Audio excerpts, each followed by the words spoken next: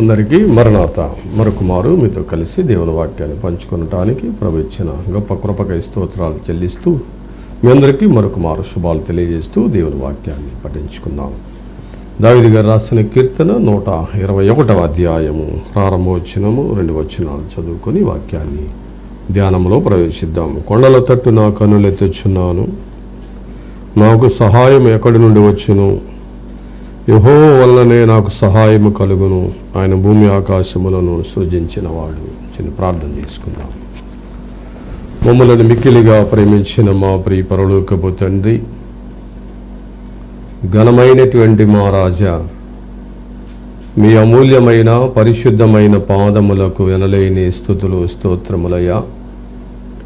మరొకమారు నీ బిడ్డలతో కలిసి మీ వాక్యాన్ని పంచుకొనడానికి మీరు ఇచ్చిన గొప్ప కృపకై స్తోత్రాలు చెల్లిస్తున్నాను. వీక్షిస్తున్న బిడ్డలకు మాకు కావలసిన వర్తమానం మీ ఆత్మ సహాయముని వినిపించి తినిపించి మీ నామానికి మహిమ తెచ్చుకొనమని వాక్య దానకర్తవు మా మంచి బోధకుడు అయిన యేసు నామములో ప్రార్థించి బ్రతిమలాడి వేడుకొనుచున్నాను పరమ తండ్రి, ఆమేన్.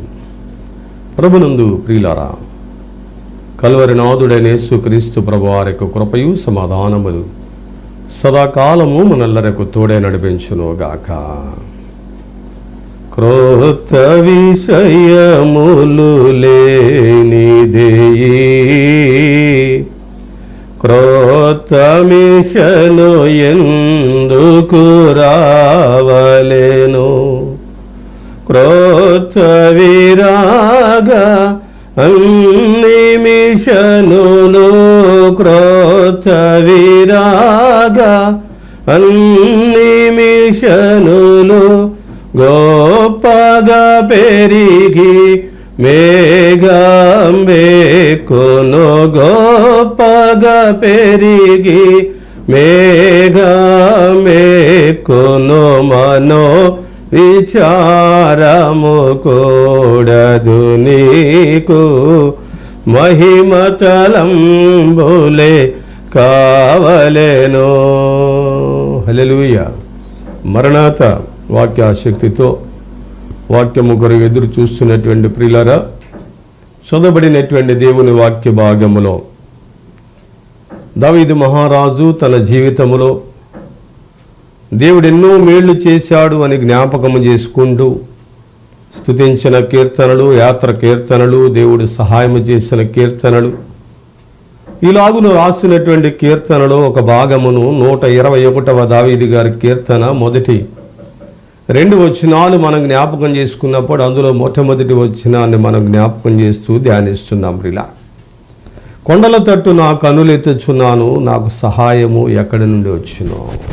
పిల్లరా, ఎందుకు మహారాజు తన కలిగినటువంటి వాటన్నిటినీ ప్రక్కన పెట్టి తనకున్న ఐశ్వర్యమును, తనకున్న బలమును, తనకున్న ఘనతను విడిచిపెట్టి దేవుని తట్టు చూడటము ఆరంభించినటువంటి భక్తుడిగా దావీదు గారు మనకు కనబడుచున్నాడు. ప్రిలా, మహారాజుగా ఉన్నటువంటి వ్యక్తి తన జీవితములో కోల్పోయినటువంటి ఆ నెమ్మదిని కానీ, తన జీవితములో లేని సంతోషమును దేవుని దగ్గర పొందుకొనటానికి, లోకములో లేని దాన్ని పొందుకొనటానికి ప్రభు సన్నిధికి వచ్చినటువంటి భక్తునిగా దావీదు గారిని మనము ధ్యానిస్తున్నాం. ప్రియులారా, కాబట్టి దినాన ప్రభు యొద్దకు వచ్చిన వారలారా, ఎందుకు ఆ కొండల తట్టు ఆయన కన్నులెత్తుచున్నాడు అని అంటే, ఆయనే భూమి ఆకాశములను సృజించినవాడు, ఆయనే సృష్టికర్త అయినటువంటి దేవుడు, ఆయన ద్వారానే నాకు సహాయం కలుగుతుందని ఆయన జ్ఞాపకం చేసుకున్నాడు. ఈ దినాన ప్రియులారా, దేవుని ద్వారా సహాయమును కోరేటువంటి మనము, దేవుని దగ్గరకు వచ్చేటువంటి మనము మన బలమును, మన ఘనతను, మన ఐశ్వర్యమును, మన హోదాను, మనకున్న ప్రతిదానిని మనం ప్రక్కన పెట్టి ప్రభు యొద్దకు మనం రాగలిగినప్పుడు ఆయన మనకి కోట, మనకి కొండ, మనకు ఆశ్రయదుర్గముగా ప్రభు ఉంటాడు అనబడినటువంటి సంగతిని ఈ దినాన మనము ధ్యానిస్తున్నాం. ఇలా కాబట్టి దేవుడు మనకు సహాయము చేసేటువంటి వాడు. కాబట్టి ఎట్లాంటి సహాయము చేస్తాడు అని మనం జ్ఞాపకం చేసుకున్నట్లయితే, భూమి ఆకాశములను సృజించిన వాడే నాకు సహాయము చేస్తాడు.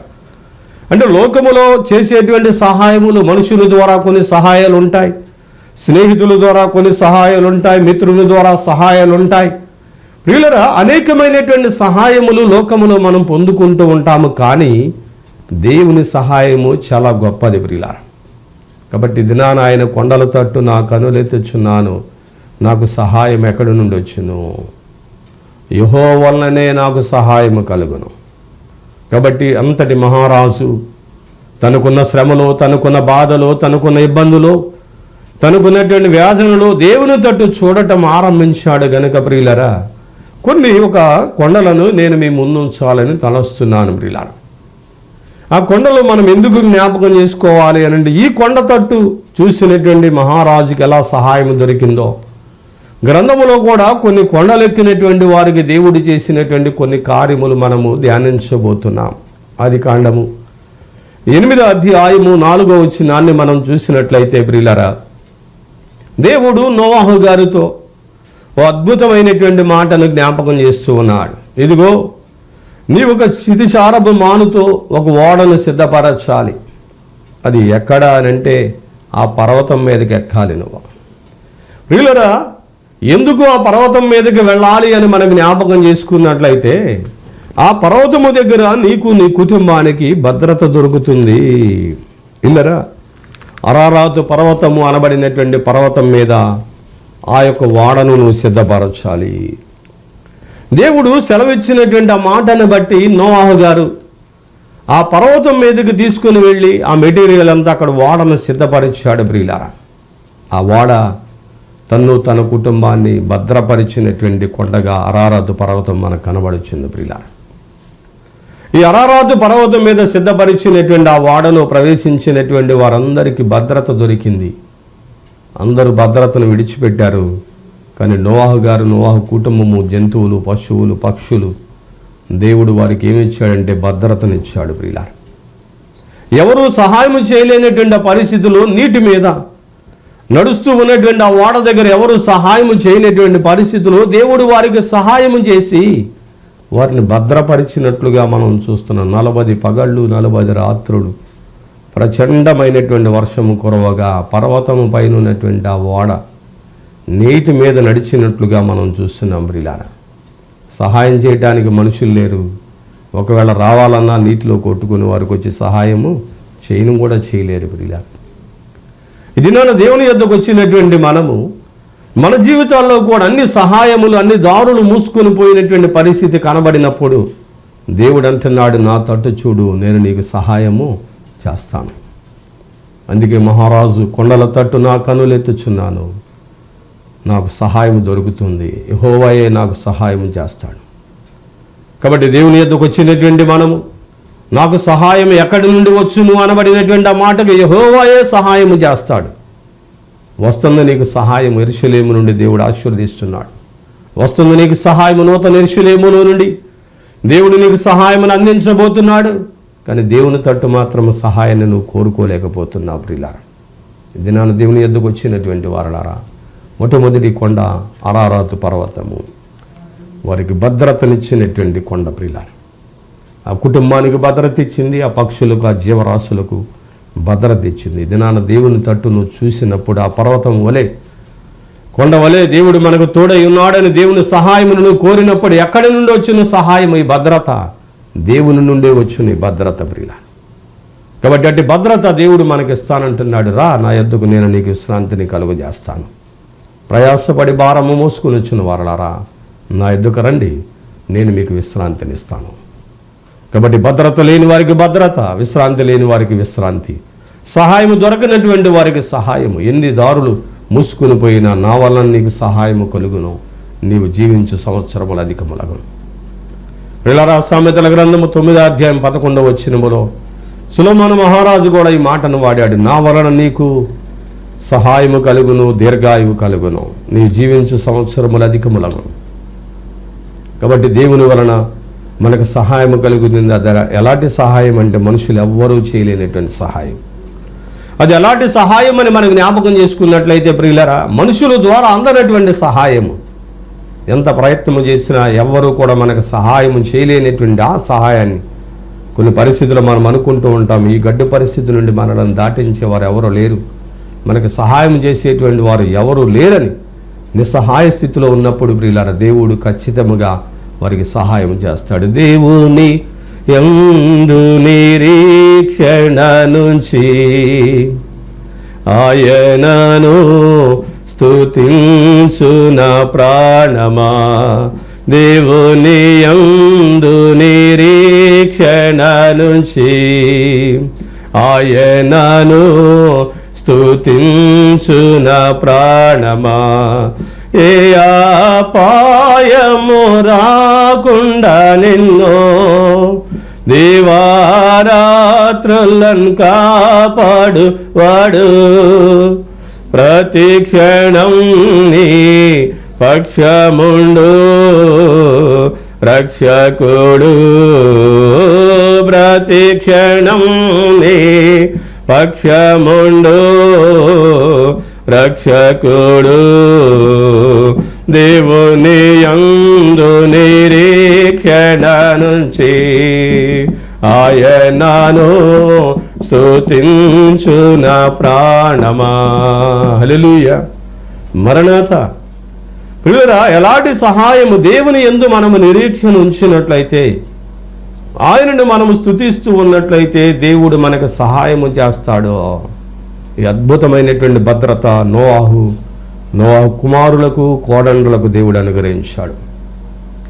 ఇప్పుడు నీకు, నీ కుటుంబానికి, నీ బిడ్డలకు, నీ కోడళ్లకు, నీ మనవళ్లకు, మనవ సంతానం అంతటికి నీ దేవుడు భద్రతనివ్వాలి అని అంటే ప్రియులారా, ఈ పర్వతం అనబడినటువంటి యేసుక్రీస్తు ప్రభు వారి దగ్గరికి నువ్వు రావాల్సిందే. ప్రియుల కొండ అనబడినటువంటి ప్రభు దగ్గరికి రావాల్సిందే. ఆ బండ యేసుక్రీస్తు అనబడినటువంటి మాట కొరింథీయులకు రాసిన మొదటి ఉత్తరములో ప్రియులరా 10వ అధ్యాయము 3-4 వచనాలలో ఆ బండ ఎవరో కాదు, క్రీస్తు అనబడినటువంటి బండే మమ్ములను వెంబడించినటువంటి ఆ బండలోనిది మేమందరము త్రాగాం.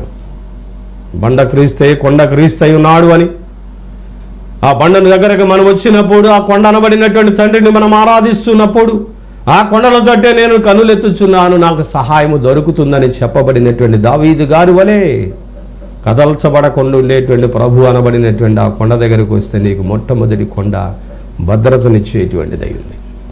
నీకు, నీ కుటుంబానికి భద్రత కావాలి ప్రియులా. నీ ఇంట బయట భద్రత కావాలి. నీ పనులో, నీ వ్యాపారములో, ఇదిగో నువ్వు చదువులలో, నువ్వు చేస్తున్న కార్యాలలో, ఉద్యోగాలలో నీకు భద్రత అవసరమైంది ప్రియులరా. అందుకనే దేవుడు అంటాడు, నువ్వు కుడికి కానీ ఎడమకు కానీ తొట్టెలు కొన్ని ఉండాలి అని అంటే నా దూతల భద్రతగా కాపుదలగా నీకు ఉంటాయి. దేవుడు మన కొరకు దూతలను కావలిగా ఉంచాడు ప్రియులారా. ఎందుకనంటే మనకు భద్రత అవసరమైంది. ఆయన దూతాళిని మన కొరకు భద్రతగా ఉంచినటువంటి దేవాది దేవుడై ఉన్నాడు ప్రియులారా. ఉపకారి నుతినీకౌ ఉపకారులను మించిన ఉపకారి నుతినీకౌ రేయంతటను మేమో హాయిగా నిదురా బోవా రేయంతటను మేమో కాయునటి దూతను మా కాయునటి దూతను మా కయ్యే పరచినావు ఏ అపాయము నైనను రాయే అపాయము నైనను రా నీయనటి గోపారా నీయనటి గోప ఉపకారి నుతినీకౌ. హల్లెలూయా. ప్రియులారా, దేవుడు మనకు భద్రతగా రేయి అంతటను మేము హాయిగా నిద్రపోతున్నామంటే కాపుదలగా దూతరుడు మాకు భద్రతగా ఇచ్చావు. మా ప్రాణమునకు భద్రతగా ఇచ్చావు. మా కుటుంబాలకు, మా బిడ్డలకు, మా కలిగినటువంటి సమస్తమునకు నువ్వు భద్రత పరిచినట్లుగా ఈ కొండ దగ్గర మేము చూస్తున్నాం. కాబట్టి ప్రియులారా, అరారాతు పర్వతం మీదకి వెళ్ళినటువంటి నోవాహు గారికి ఎలాంటి భద్రత దొరికిందో, ఈ భద్రత లేని దినాలలో దేవుని యొద్దకు వస్తే దేవుడు నీకు అలాంటి భద్రతనిస్తున్నాడు ప్రియులారా. కాబట్టి ఇంత గొప్ప భద్రత ఎవరు నిన్ను భద్రపరచలేనటువంటి విధముగా దేవుడు భద్రపరుస్తున్నాడు. చూడుము నా అరచేతిలో నేను నిన్ను చెక్కుకొని ఉన్నాను. ఇలా ఇంత గొప్ప భద్రత ఇచ్చేటువంటి అరారాతు పర్వతం మీదకి వెళ్ళిన పిల్లరా నోవహు గారి కుటుంబాన్ని దేవుడు ఎలా భద్రపరిచాడో మన కుటుంబాలను కూడా భద్రపరుస్తున్నాడు. రా నా తట్టు చూడు, నేను నీకు సహాయం చేస్తాను. నా యొద్దకు రండి, నేను మీకు విశ్రాంతిని ఇస్తాను. నా యొద్దకు రండి, నేను త్రోసివేయను. దేవుడు వాగ్దానం చేస్తున్నాడు. పిల్లలు రెండోది మనం జ్ఞాపకం చేసుకున్నట్లయితే నిర్గమకాండం 3వ అధ్యాయం ప్రారంభ వచనాలలో దేవుడు మోషే గారిని పిలుస్తున్నాడు. ప్రియుల దేవుని పర్వతం అనబడినటువంటి హోరేబు దగ్గర, దేవుని పర్వతం అనబడినటువంటి హోరేబులో దేవుడు భక్తి నేర్పించినటువంటి కొండగా మనకు కనబడుతుంది. ప్రియులారా మోషే గారికి దేవుడు అద్భుతమైనటువంటి భక్తిని నేర్పించాడు. ఈ నూతన ఏడాదిలో దేవుడు మనకు అనుగ్రహించిన గత ఏడాదుల కంటే ఏడాదులు విలువైనటువంటి భక్తి మెట్టును దేవుడు నేర్పించడానికి సిద్ధముగా ఉన్నాడు. దేవుని పర్వతం అనబడినటువంటి హోరేబు పర్వతము దగ్గరకు వచ్చినటువంటి మోషే గారికి, మాట రాని మోషే గారికి, నేర్పరితనము లేనటువంటి మోషే గారికి జ్ఞానమును దేవుడు అనుగ్రహించి 430 సంవత్సరాల బానిసత్వములో ఉన్నటువంటి ఇశ్రాయేలును నడిపించడానికి దేవుడు సాధనముగా వాడుకున్నాడు. భక్తి నేర్పించిన పర్వతము లేక కొండ ఎందు ప్రియుల దేవుడు ఆ కొండ దగ్గర దర్శనం ఇచ్చినట్లుగానే పొద కాలుచుంద కానీ ఏమాత్రం అగ్ని కాలుచుంద కానీ పొద మాత్రం కాలటం లేదు. ప్రియులారా అగ్ని రగలుస్తూ పడుతూ ఉన్నది, అగ్ని కాలుతూ ఉంది, ఏ మాత్రం ఆ అగ్నికి పొద కాలటం లేదు.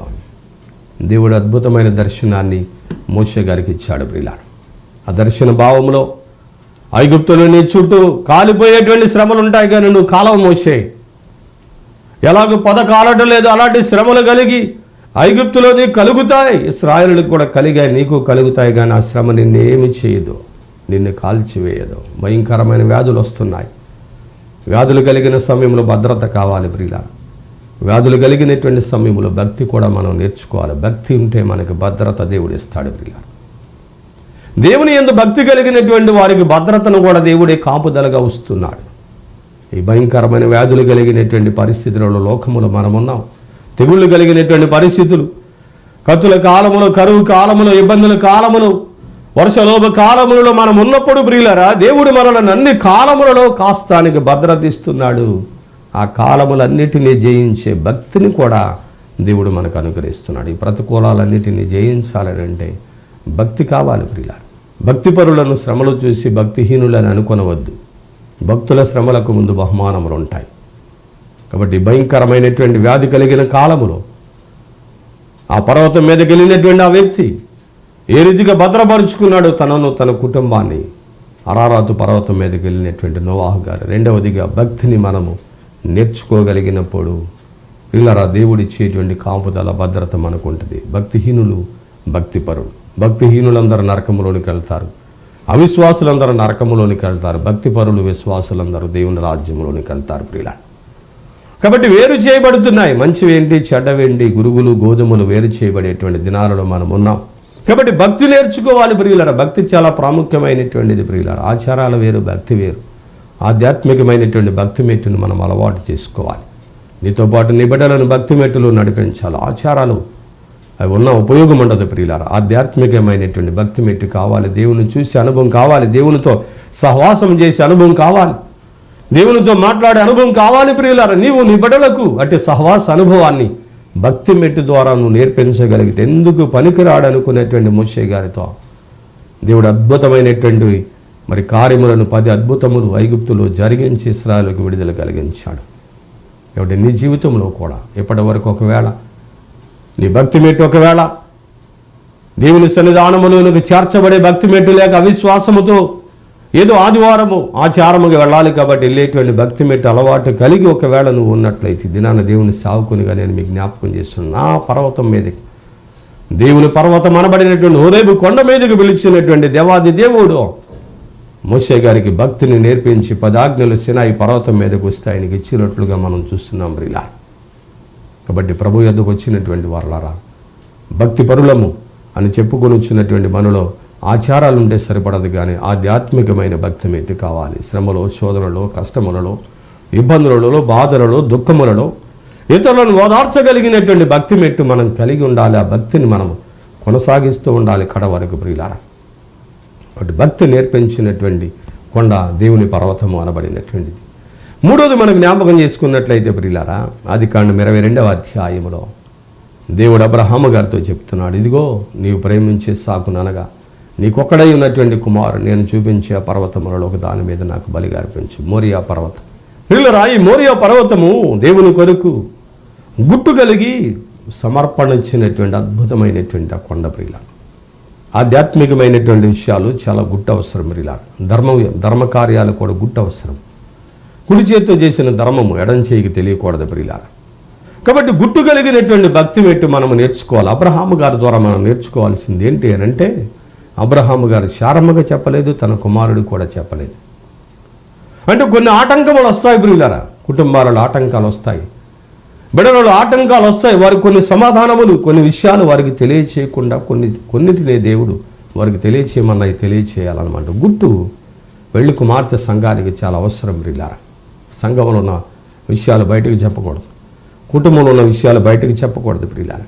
కాబట్టి యథార్థత, నిజాయితీ బయటకు వచ్చేలోపు అబద్ధం 60 ఏళ్ళు తిరిగి వస్తుంది అన్నాడు ప్రియులారా. దయతో దేవుని యొద్దకు వచ్చిన వారలారా, గుట్టు చాలా ప్రాముఖ్యమైనటువంటిది. గుట్టు మనం కట్టుగలిగిన ప్రార్థన చేయడానికి ఉపయోగపడుతుంది. గుట్టు మనం వృద్ధి చెందడానికి ఉపయోగపడుతుంది. గుట్టు మన కుటుంబమునకు క్షేమమును కలుగు చేస్తుంది ప్రియులారా.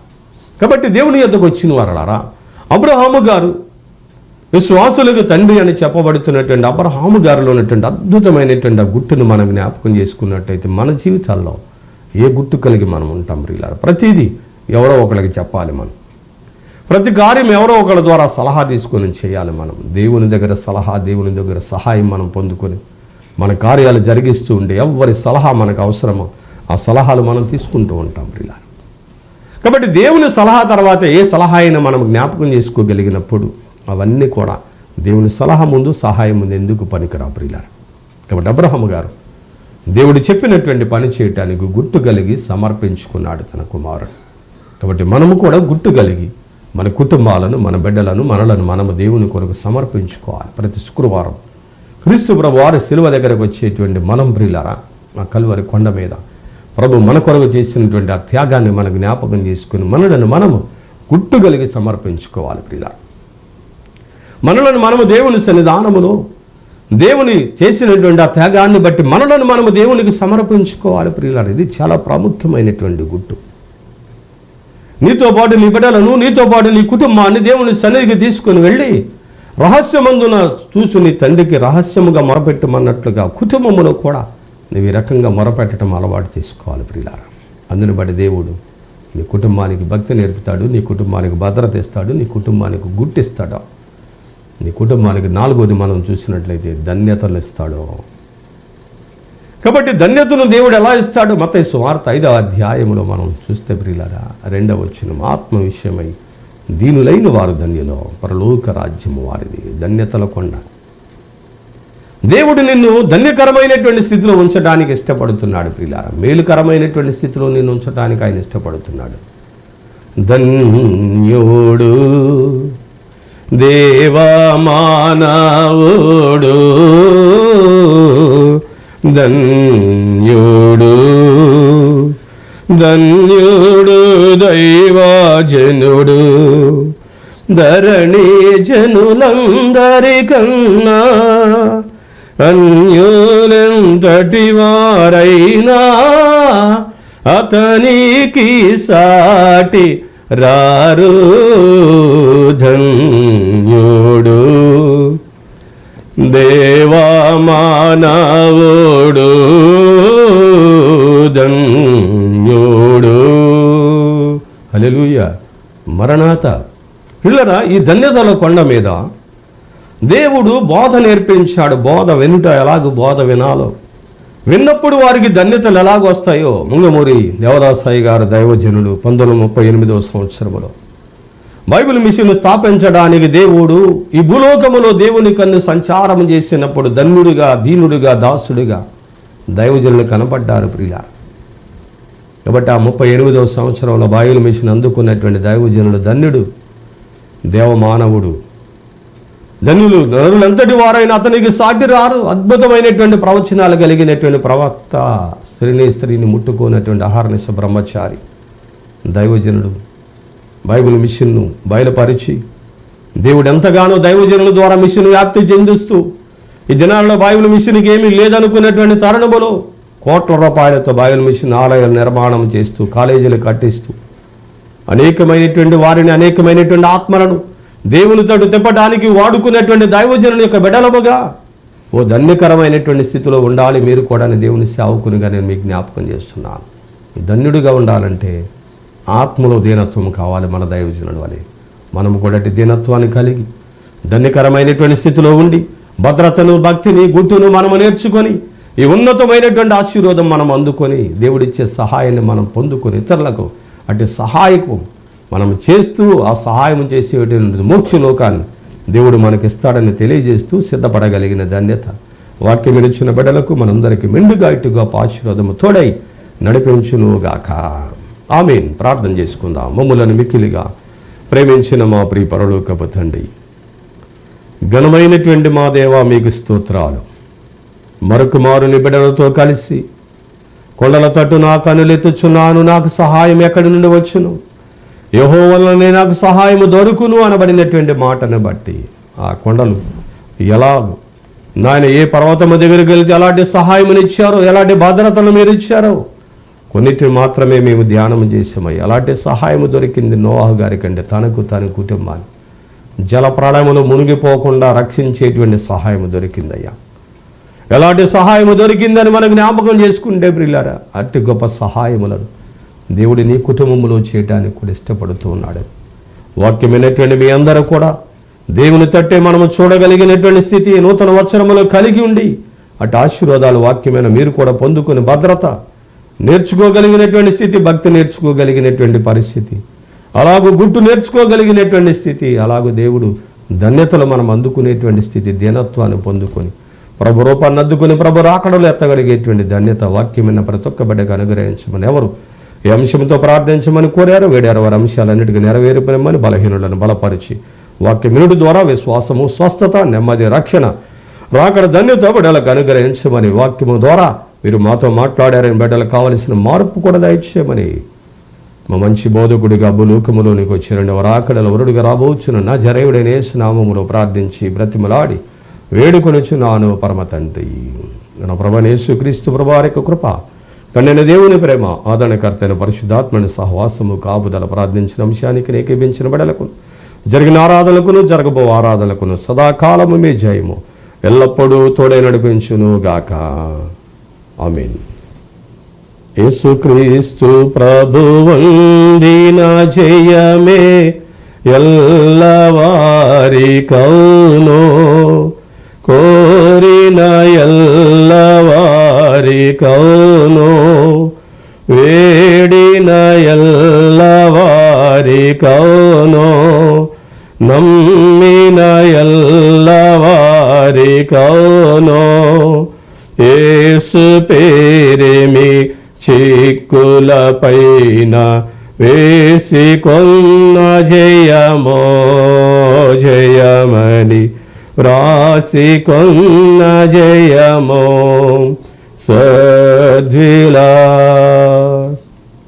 అందరికీ మరణాత మరణాత మరొక మారు జ్ఞాపకం చేస్తూ ఉన్నాం. ఎక్కడ ఆరాధనకు వెళ్ళినటువంటి వారు ఉంటే స్క్రీన్ పైన కనబడుచున్నటువంటి అడ్రస్ ప్రకారం ఆదివారం సమయానుకూలముగా ఆరాధనలు ఏకీవించండి. అలాగనే యూట్యూబ్లో కూడా మరి ఆధ్యాత్మికమైనటువంటి సందేశాలు వస్తున్నాయి, వీక్షించి ఆత్మీయంగా బలపడి రాకడకు సిద్ధపడవలసిందిగా తెలియజేస్తున్నాను. మీ అందరికీ మరొక మారు మరణాత. God bless you.